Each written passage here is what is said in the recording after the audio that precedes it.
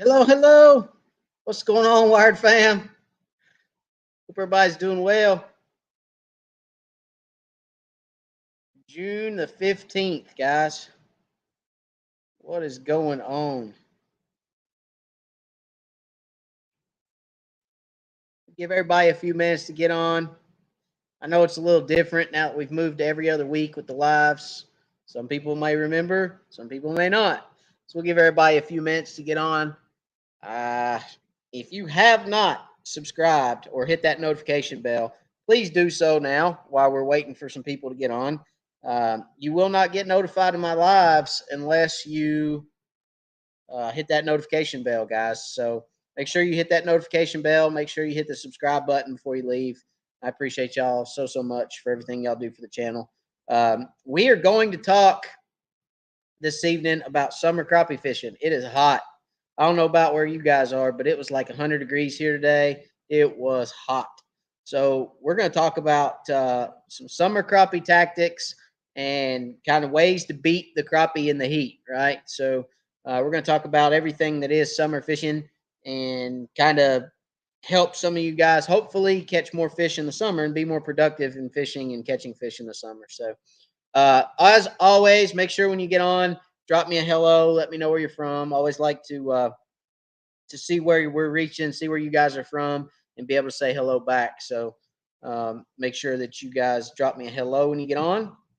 I see some people getting on now. It looks like we got about 24 on right now. So uh, we'll give it another minute. Let everybody get on. The next video that I have coming for you guys is a good one.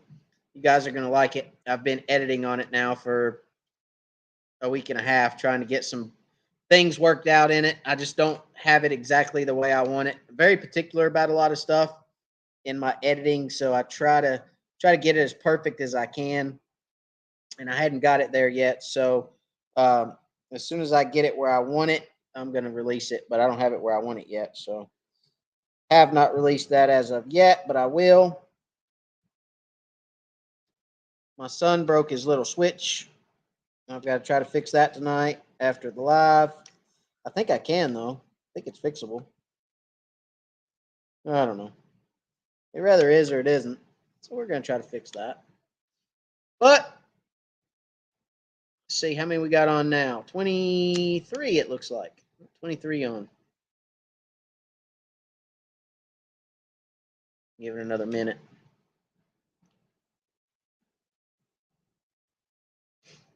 So what's everybody been up to? You guys been fishing? You been vacationing? What have you guys been up to? I'm going to say hello to everybody real quick as we go through here. Jimmy Pratt, what's up?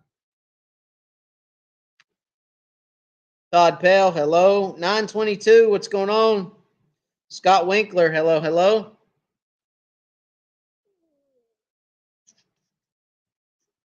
Whoa. Matt, hi Matt from Matt, what's going on? Tom A from Pennsylvania, hello, hello. Non-typical media, what's up? Kyle Lassiter listening on the way to film up at Truman Lake for ACC. What's going on, Kyle? Hope you're doing well, buddy. Hope you guys do well up there. Hope y'all catch a lot of fish. Let me know how you guys do. I guess I'll see it, won't I? If you're filming for Truman Lake, or if you're filming for ACC, I'm reckoning I'll probably see it. Nathan Wood, what's going on? I'm ready for some crankbait fishing. Yeah, that's what I'm ready for. I'm ready to go do some crankbait fishing myself. Charles Comer, hello, hello from Indiana. John John from Kansas City, Missouri. What's going on? Crappie Kev, hello, hello. Joe Nash, what's going on, Joe?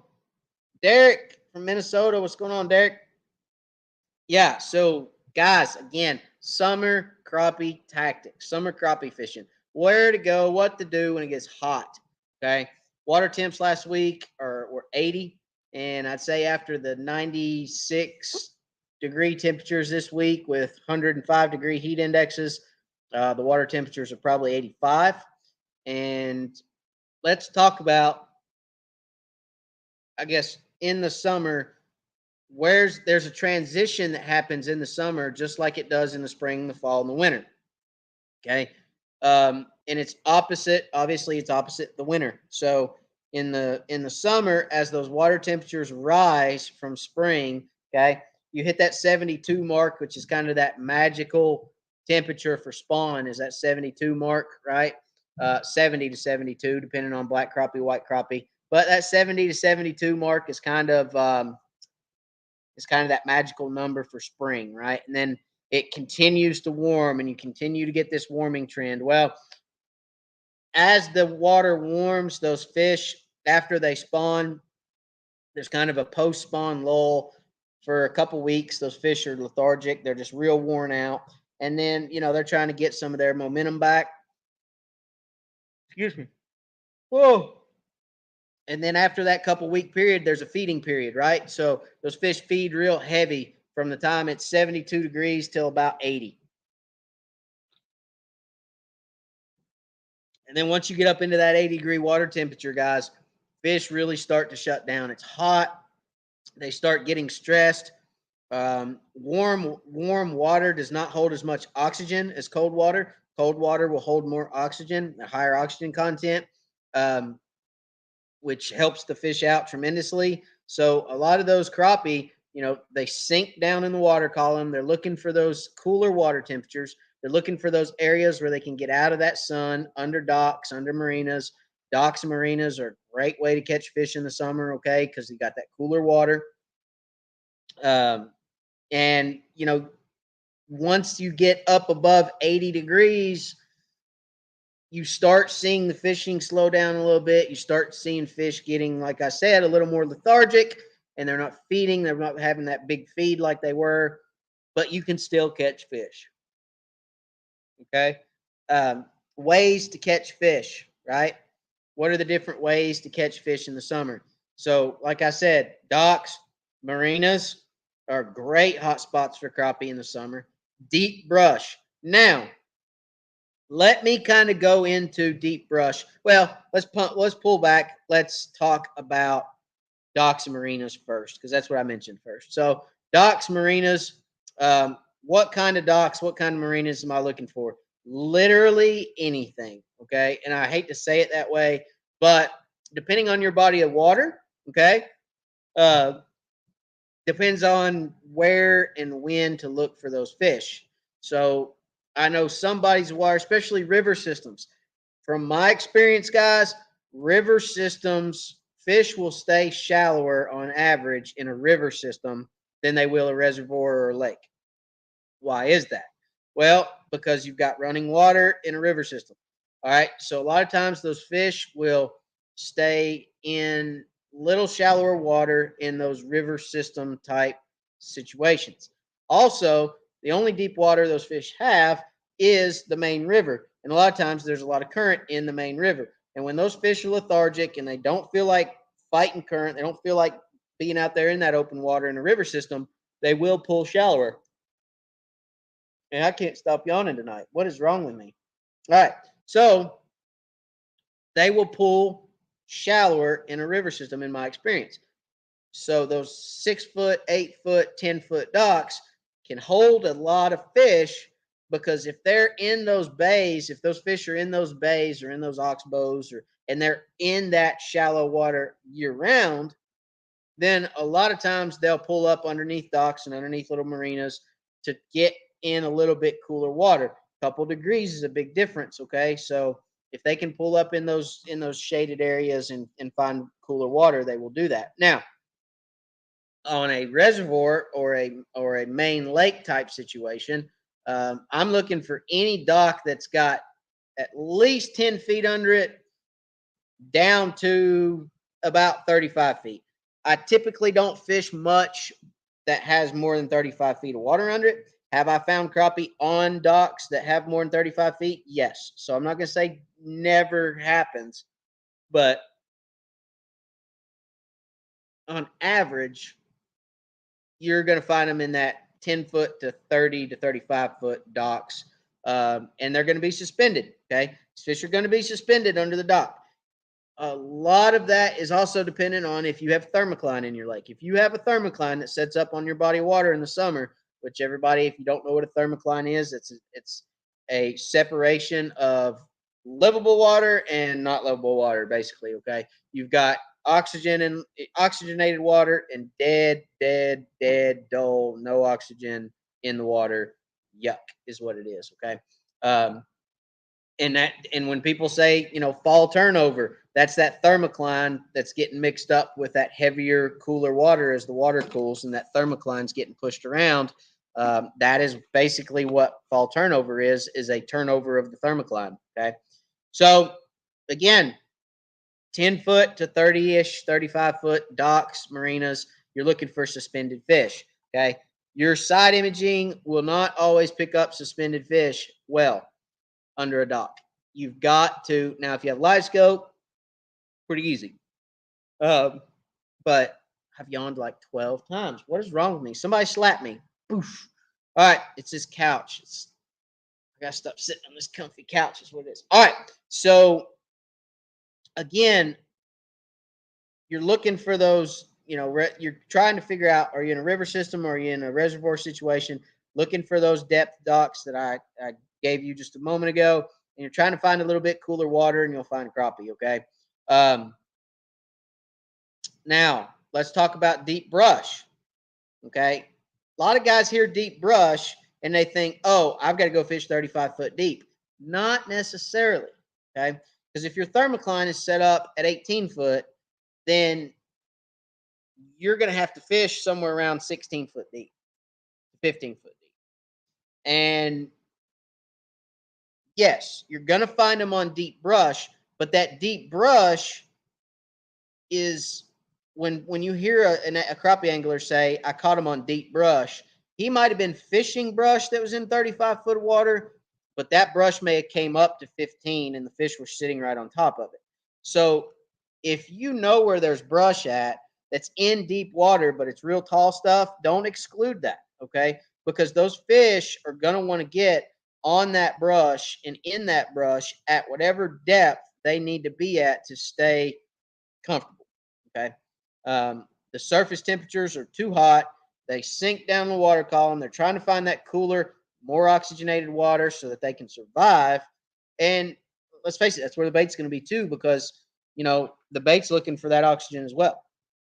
All the fish in the lake are looking for that oxygen. They're all looking to stay alive at that point in time. And I'm not saying it like they're all going to die, but there has been instances where lakes have gotten too hot in the summer months, and there has been fish die-offs, right? So, we all know that. But deep brush is a great way to catch fish. River channel ledges, creek channel ledges. Anytime you can find a break point with brush on it in the summer is going to be really good. Just those main lake type open water way out in the middle of nowhere. Never would have even thought about it. You found it while you were sitting there out in the middle eating lunch or swimming one day. Those are the type of structures that you're looking for in the summer that are going to hold those groups of fish. Now, somebody asked a question the other day to me. They said, I went, used what you said, went fished creek channels from the spawning bay out to the main river, caught a ton of fish, but didn't catch a whole lot of big fish. Where are the big fish and how do I find the big fish? Okay. So answer to that question, guys, is look for that structure that doesn't have groups of fish on it. So if you look at a piece of structure and you say, man, there's 50 fish there, chances are they're going to all be the same size. Okay. So if you stop, you catch one, it's 8 inches, you can keep fishing. You may catch a 9, you may catch a 10 here and there, but they're going to be that same year class fish that are all living on that brush pile. So keep moving. Go look for those brush piles that have 5, 10 fish, 6, 8 fish, 2 fish. And those fish are generally going to be a little bit larger because the larger fish are loners. Okay. They want to be out there kind of on their own. They want to be up on their lonesome. They don't need a school to protect them from prey because um, they're large enough now that they don't have to worry about getting eaten by everything in the water. And those trees or those brush piles or those stake beds or whatever it may be that have those large clouds of fish on them are generally your smaller fish that have to worry about getting eaten. Okay. So that's how I approach summer deep brush. Okay. Um, I will go, if I'm fishing any deeper than about 15, 18 feet, I'll go to an 1/8 ounce jig. I've even been using a 1/4 ounce jig a lot of times because I want to get that bait down there to the fish a little quicker. So I'm not standing up there twiddling my thumbs waiting on a 16th or a 32nd ounce jig to fall. Okay. So I'll typically use um, a little heavier jig head.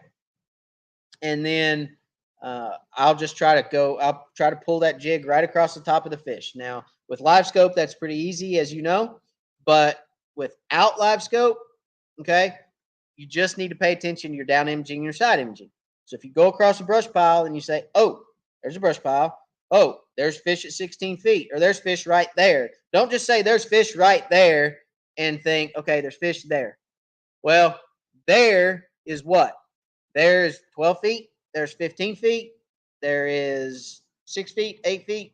Probably not going to find them that shallow in the summer. But where is there? Okay. You need to have an idea when you look at your screen before you leave that go over that pile and go to turn around and fish or whatever it is however it is you approach your pile. Before you shut that motor off, you need to know what depth those fish are at. That way, 16th ounce jig falls about a foot a second. So you can make a cast out there and you can say, okay, I know those fish were at 12. So 1, Mississippi 2, Mississippi 3, Mississippi 4, Mississippi 5, so on and so forth. 12, Mississippi. Click, start reeling. Okay. Slow, steady retrieve. If you get bit, you're at the right depth. If you don't get bit, make another cast. 1 Mississippi, 2 Mississippi, 3 Mississippi, 4 Mississippi. Okay, 14 Mississippi. Click, start reeling. Wow. Okay, they're at 14 Mississippis. So that's the way that you can be consistent without live scope. Okay. Now you may have to fan cast a little bit to figure out exactly where those fish are sitting on the brush pile, but you should be able to make that repetitive cast. That's why a buoy marker is so important for you guys that don't have live scope. You don't have live scope, go over top of that brush pile. You see fish on your side imaging. Okay. Immediately, as soon as you see fish, throw that buoy marker out right then, right out the back of the boat. Your transducer is out the back of the boat. Most people's side imaging transducer is on the back of the boat. Mine is. Everybody else, no, not everybody, but most people, their side imaging, down imaging transducer for the consoles on the back of the boat. Okay.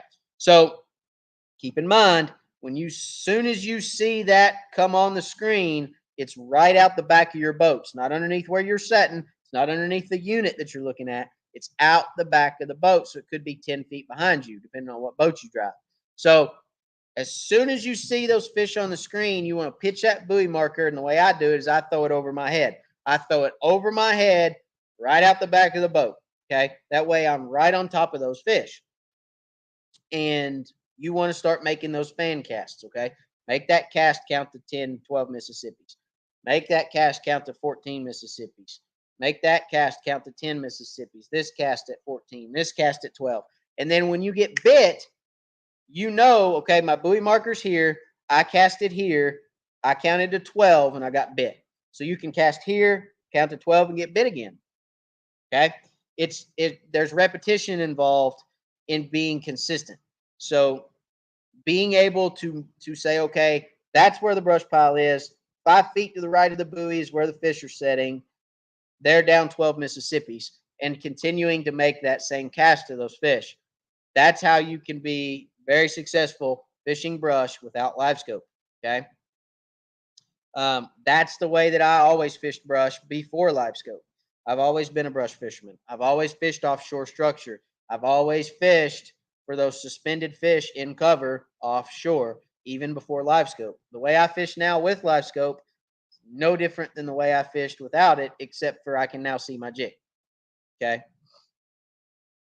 So deep brush is a absolutely great way to to catch summer crappie. One thing I do as well when it gets that hot and those fish get that deep, when those fish get down there at 20 or 25 suspended, is I will go to a darker jig. I like when I get down that far, I like a little bit of a darker, more of a contrasting color, more so than, something like a monkey milk or a slick neon. I like something that contrasts a little bit better, a purple and chartreuse, a blue and chartreuse, a black and chartreuse. I'll kind of lean towards those colors, but don't ever forget red. Okay. In the summer and in the fall when they're deep, or in the winter when they're deep, a red jig can absolutely wear some fish out. So don't forget red. I use red and silver a lot. That blood moon is what Bonehead calls it. The blood moon stump bug is a really good one when those fish are deep too. So Scott Winkler says, tried trolling with the 2-ounce weights, worked great. Also finally got an installed Amped Outdoors 30 amp hour battery. Works great, no voltage drop. Awesome, buddy. Well, I'm glad I could help. So it sounds like there's two things there that I was able to help with, I hope. And that's the 2-ounce weight for pulling crankbaits and the 30 amp hour battery. So thank you for letting me know that, buddy. I'm glad your stuff's working out well. And I hope you enjoy it. I hope you enjoy it for many years to come. Robert Love, what's going on? James Womack said, hot, hot, hot, hot. Yes, it is. Very hot. Heidi Clark. Hi, Matt. How are you, Laura, and the boys? Laura, I, and the boys are doing good. We are, we're doing well. So, we got a lot going on, got a lot coming up, but we're gonna be fine. We're gonna get through all that, and all good things. But it's just a busy summer for sure. So.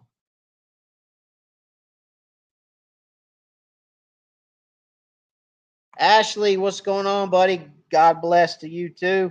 I actually tried to call you back last night. I missed your call last night, but I tried to call you back, and I think you missed me, and I think we played phone tag. So I'll probably holler at you here in a little bit. But hello.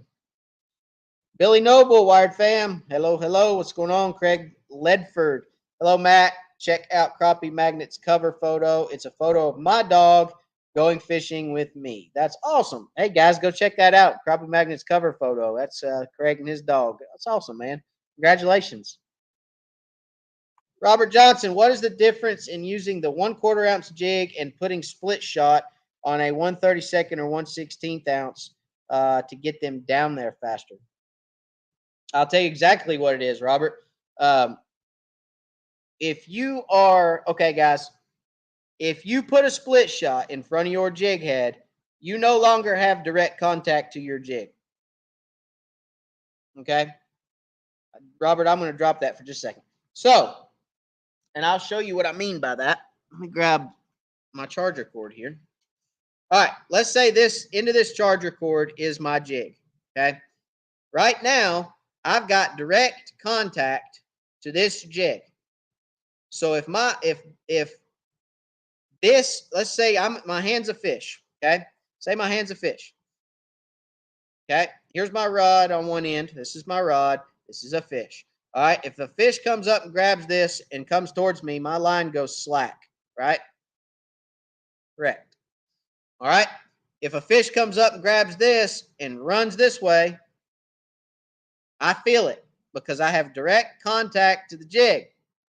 Now, if I put a split shot in front of this jig, okay, and a fish comes up and grabs this jig and comes this way towards the split shot, I'm not going to feel it. You're not going to feel it. Why? Because you have direct contact to the split shot, not the jig. So if your line is hanging like this in the water, and you've got your split shot, and then my AirPod is a split shot, okay, and a fish comes up and grabs this and comes up with it, you're still tight because you got direct contact to your split shot, not to your jig. I don't want anything to impede the direct contact and feel that I have to my jig head. Okay. So that is the answer to that question. What is the difference in using a 1/4 ounce jig and putting a split shot on a 1/32 or 1/16? You lose direct contact to your jig. That simple.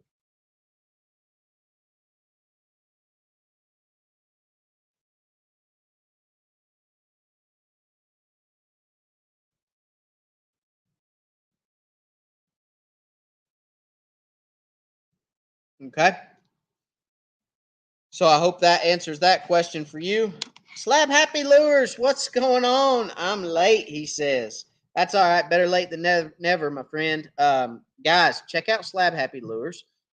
They make some great. I mean, I've got some of his hair jigs. I showed you guys some of his hair jigs that I have in the boat, and they are absolutely dynamite. The head is like 3 different colors. There's blue, white, and silver, and then there's a yellow eye. So you get 4 different colors right there on the head. They're tied well. Just great stuff, really. Makes a great product. Great people, salt of the earth people, and give them a look for sure. So, but welcome. I'm glad you're with us. And if you have any questions or comments, please let me know. Here's a good question. Roadhouse. Do crappie use the same brush piles in summer and winter? Yes and no. Okay. Um, so this is where it kind of gets weird. Okay. I'm going to try to keep it simple because I don't want to get in off on a tangent. But I'm a very firm believer in algae growth because algae growth attracts bait fish attracts big fish, blah, blah, blah, blah. Microorganisms, bait fish, big fish, lots of crappie, fun time, da da da. So I believe some of them will. You'll have, and this is why people ask me this when I on like brush dropping questions. Um, I get asked a lot. Where would I put brush piles for certain times of the year? And I tell them all the time, I'm not putting brush piles out for certain times of year. I'm putting brush piles out for year-long use. Right. So those deep brush piles are what I would consider year-long use brush piles. But in the winter, on a lot of bodies of water, fish will go shallow. Okay. And they will use shallow structure. And by shallow, I mean 6 to 12 feet. To whereas in the summer, you're not going to find a whole lot of fish on brush in that 6 to 12 foot range because the water gets so hot, there's just not enough oxygen there. The oxygen content isn't there for the fish to sustain being there for periods of time. So, I would say yes and no, but for the most part, those deeper brush piles they will use in the summer and the winter. Yes. Ashley, I took dad and my brother Saturday and caught some good fish on tips and techniques learned from the channel the last couple years. Appreciate you and all you do for the crappie fishers. You're very welcome, buddy. Thank you for the super chat. I appreciate it, Ashley. It's a blessing, as you know, to me and this channel. And thank you for the super chat.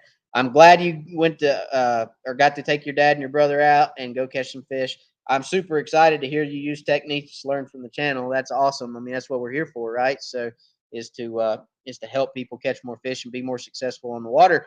That's the goal of this channel since the day it started, and that's what we're going to live, breathe, and die the day it dies.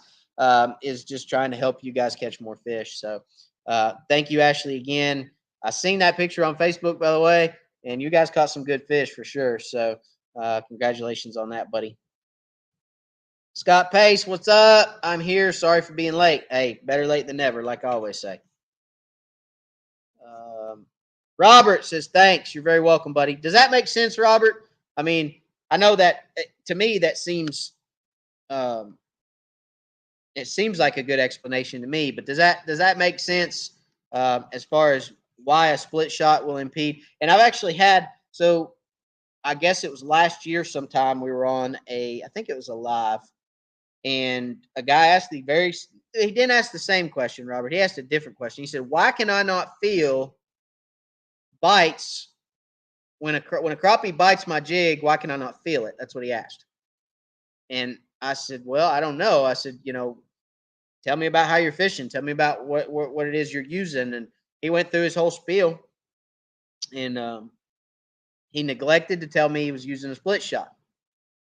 So we talked, and I said, "Holler at me after the live and let's talk." So I said, "Holler at me on Facebook and let's hook up and let's talk." So finally, after talking to him for about a half hour, he said, "Well," he said, I said, "Well," I said, "Tell me about your jig. What jig are you using? Is it lead? Is it tungsten? Is it what is it? Are you using braid? Are you using mono?" And he said, "Well," he said, "I'm using mono." And I said, "Oh, okay." I said, "Well, that takes a little bit of the thump out as opposed to braid, but you still should be able to feel it." And he said, "Yeah." He said, and I said, "Okay." I said, "So are you vertical jigging? Or are you casting?" And he said, "Well, mostly vertical jigging." And I said, "Okay." And he said, "But I just don't feel the bites." And he said, I got my jig and my split shot. I'm vertical straight up and down in the brush pile." And I said, "Wait a minute, you putting a split shot on there?" He said, "Yeah, I use a 1/4 ounce split shot." I said, "Well, that's your problem." I said, "You're using a 32nd ounce jig and a 1/4 ounce split shot vertical jigging, and the fish is picking it up, coming up with it because crappie strike up." And he said, "I'm keeping my split shot about 2 foot apart from my jig." And I said, "Well, good Lord, that fish can move 2 foot before you even know he's on the line." And yeah, that's exactly what's happening. And he said, "Oh, I didn't think about it that way." And I said, "Get you a 1/4 ounce jig head and try it." And he called me back about 3 weeks later, and he's like, "Oh my gosh." He's like, "I felt every bite." I was like, "I've told you." I mean, that split shot will impede the amount of um, vibration and the amount of feel that you have coming through that line for sure. So anyway, I won't get back on that. But William C, what's up, William? Matt, I got a question. Right? What can make a reel hard to close on a spinning reel? Already cleaned it and redid oil. It's one of my favorite reels. Thank you. Hang on just a second. Hello. Hey. Oh, not much. What's up?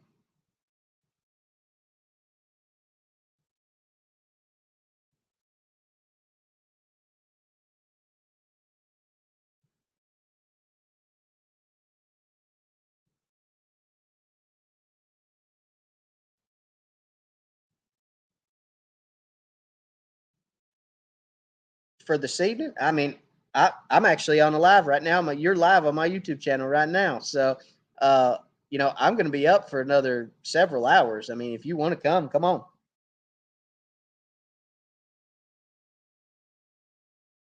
No, it's okay. Um, yeah, I can put it out there. I'll holler at you when I get off my live, and we'll figure something out. Yep, I'm live on YouTube right now. You're live with me. All right, buddy. Thanks. See you. Well, that was a customer.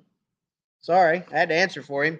His boat's sitting right there with a bunch of stuff installed on it, and he's coming to pick his boat up. So I kind of had to answer that one. Sorry. All right, so um, spinning reel, already cleaned it and redid oil. It's one of my favorite reels. Thank you. See, that's what you get with my Wired Marine Electronics. Is if you need to pick your boat up at 10:30 at night, Wired Marine Electronics says, "Yeah, come on, get it. It's right here behind me. No worries, buddy." Um, we don't have hours. It's just whenever you can get to us.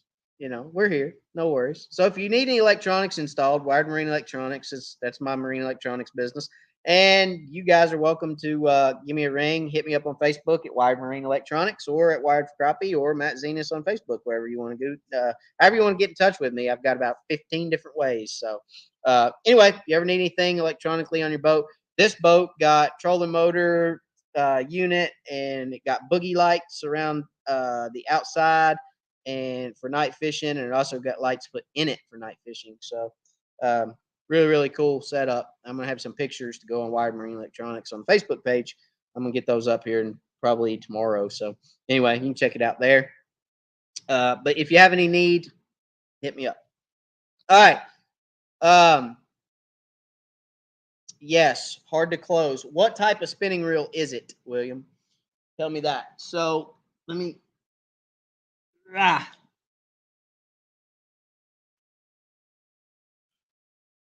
this is an old reel of mine, and I can tell you exactly. Well, not exactly, but I can tell you what I would think is happening. So if you've got you got your spool. Where's my camera? All right.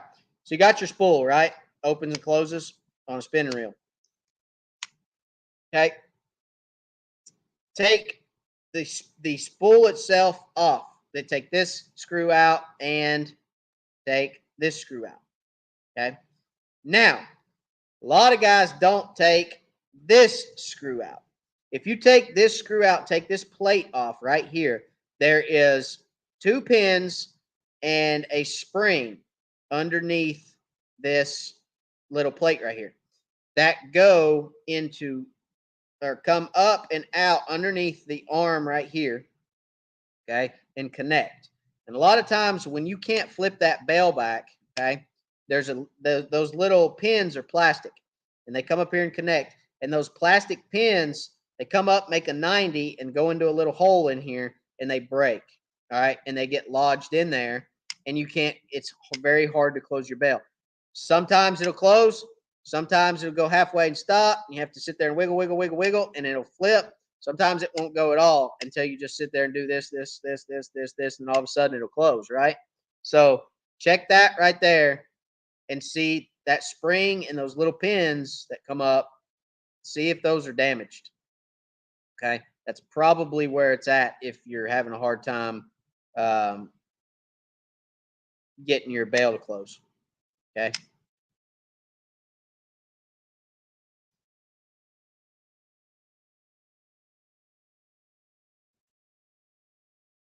James, how far below the water line do you have your LVS 32 or 34 transducer on when your fishing specialties pole? As long as it breaks the surface, you're fine. Mine personally is about 12 to 14 inches down. That's because if a boat throws a wake on me, I don't want it coming out of the water. So I'm probably 12 to 14 inches in the water.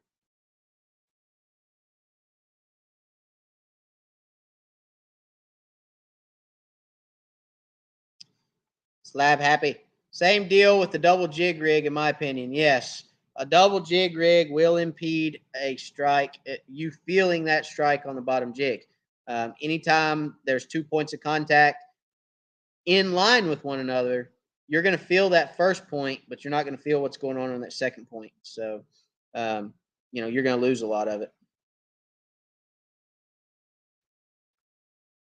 Shimano Sienna 1000. Yep, that's it. That's exactly what it is. Take that plate off. Okay. Take that plate off your Shimano right here on the bottom and look at those little pins. Look and see if they're in that little spring. Now be careful when you take it apart. Yep. There's another comment popped up. Hang on. Cool. Yeah, I did not take that apart. Thank you again, sir. Absolutely. So take that apart and watch for that spring because it'll sometimes get jumpy on you. And let's see if that fixes it. But I guarantee there's something going on here where it comes up and meets into this arm because this is what closes your bail. This side right here is just it's just a pivot point. Okay, this is just a pivot point on this side. There's nothing in here. This is where it's all at. This is what closes your bail. Okay, the mechanism that's in here is what allows your bail to open and close like it should. Roadhouse. thank you, buddy, for the super chat. I appreciate it. Again, that's a blessing to me and the channel, and I thank you for it, sir. Thank you very much. Another brush pile question. Is it better to drop? Uh-oh, we're about to die. Where's my charger? Hang on, guys. I'll be right back. I want to die on you guys.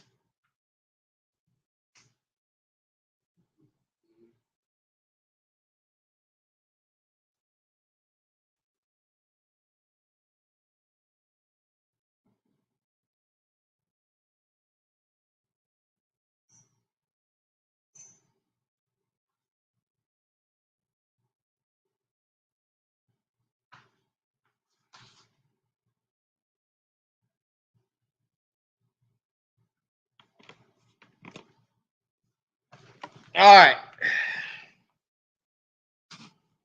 Another brush pile question. Is it better to drop brush in the creek channel itself or just outside the creek channel on the ledge?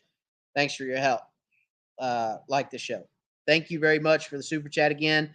I appreciate the kind words about the show. I enjoy doing it, and I enjoy helping you guys catch more fish. So, very good question. I would not drop it. Well, yes, drop it in the creek channel itself, but the stipulation to that, or the general rule of thumb for that, is get it as close to the drop as you can get it. Obviously, it's very difficult to drop brush on a ledge and get it to stay. If you have a big ledge that swings and it drops a long way, sometimes you can drop it on that ledge and get it to hang up.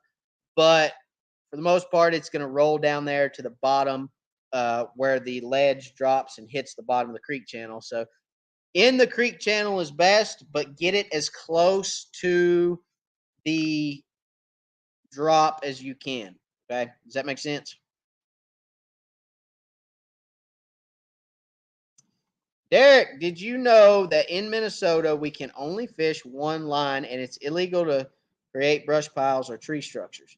Well, technically in Tennessee it's illegal to drop brush too. Okay. TVA says it's illegal to put brush in the lake. TWRA knows that it's necessary for the fishing to be as good as it can be and be as good as it is.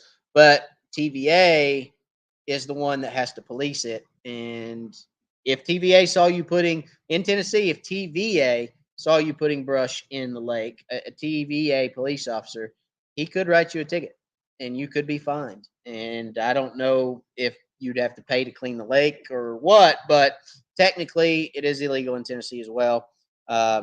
So know your laws. Okay. Thank you, Derek. Know your laws and know what you can get away with and can't get away with, or know what's legal and illegal. So, don't do anything illegal. We're not condoning anything illegal on this channel for sure. But know your local laws and regulations for sure. And thank you, Derek. I appreciate that. And it stinks you guys can only, well, I mean, it doesn't really stink. I've become a one pole fisherman. You can catch a lot of crappie on one pole. Let's be honest. One pole, one jig, and catch a lot of crappie. So, hey, the fishing spot. My wife caught me sitting on my fishing pole. What should I do? Need advice. Huh? Don't sit on your fishing pole.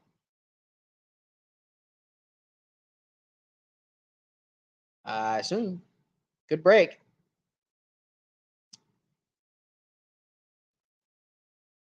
Ashley did some slip bobbering other day, mostly 12 to 20 feet range, 20-foot range. I know you can have too light a weight, but is there a certain size you prefer? Using fill floats with brass grommets, number 5. A number 5 split shot is what I prefer, Ashley. Size 5. And depending on your float, fill float with brass grommets, you should be okay. That shouldn't be too much for that float. But you need to match the split shot to the float. I guess I should say that. I mean, if you have a little tiny float, a number 5 is going to sink it. But if you have a good size float, a number 5 will hold it up well. So you need to match the float to the split shot, or split shot to the float. Okay. But a number 5 should work for you on that. All right. Well, guys, we've gotten to the bottom of the questions. I'm going to sign off for tonight. So we've been on about 45 minutes, and we're going to call it for this evening. But I hope that helps. I hope like I said, that's a couple different ways to catch summer crappie. Next time on the live, okay, we're going to talk about a couple other ways to catch summer crappie, and that's going to be pulling crankbaits and spider rigging. So for those of you that like the spider rig, or those of you that like to pull crankbaits, we're going to talk about that on the next live in 2 weeks. So make sure you catch that again during the summer. We're going to go every 2 weeks on the lives, and we're going to talk about some really, really good stuff this summer. Got a lot of good things to go through. So looking forward to each and every live that we do this summer. But thank you guys so much. I appreciate each and every person. Thank you, William. I appreciate you, sir. You are very, very welcome. I enjoy it. I enjoy giving you guys my time and my knowledge. And thank you guys for being here, listening to me ramble. So, again, as always, God bless, guys. And we'll catch you on the next one. Y'all have a good week. 2 weeks. And we'll catch you on the next one.